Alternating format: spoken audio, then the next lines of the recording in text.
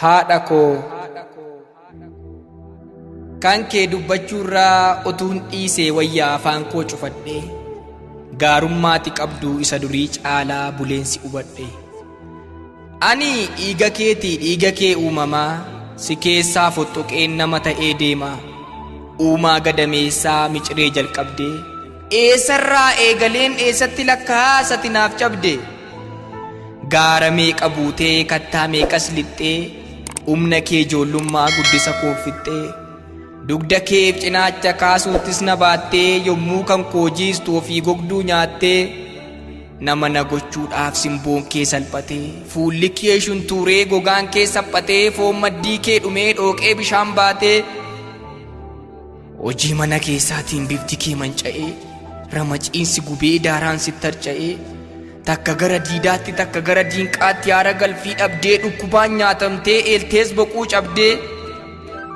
Ho'a gaarummaa keetuu laphee koo na baqsaa armee koo deessee koo haadha galaa dhoksaa. Nama keessaasii aanteen koo hangafaa hojiif dubbii kee durayyuu yaada keettan kuufaa. Ganamaan dammaqxee hurgaa haadhummaa kee foolii isaanatti tultaa. Dhala koo naan jettee sagalee jaalalaan onnee koo bulbultaa. Ajaa'us machaa'us si'ii nyaara guuru argeen beeku takkaa haala kam keessattuu dhimma koof owwaachuuf hin dhibamtu bakka. Galmeen seenaa beekaa cabdee dhiiga tuftee natti baafte gatii kan waaqayyoon gadii kan nama hundaan olii wabii koo dha'ati. Ofoodee namoodee gaafan qofaa saasu sinnatti dhiyaata wanti nyaatan dhimnaan yoon dhagabuu bules naaf faarri keerbaata. Na bareechuuf jettee kan dur taateen beekne taatee takka raatu sammuu koon nattuursaa kan kee yoon callises obsa naaf hin laatu. Sirrattan lafa argee eenyummaa koo arraabsi dhaabe utubaa ofii cafaqamtee anaan guddisuun kee naquu kana dhibaa.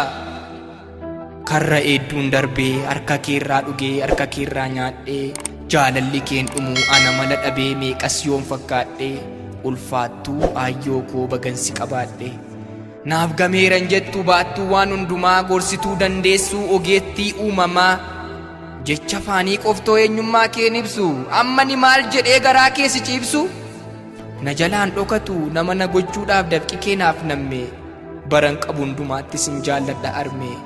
Otuun taane ta'e immoo humni koo gabaabaa silaa du'aaf si gidduutti daangaan cabne dhaaba.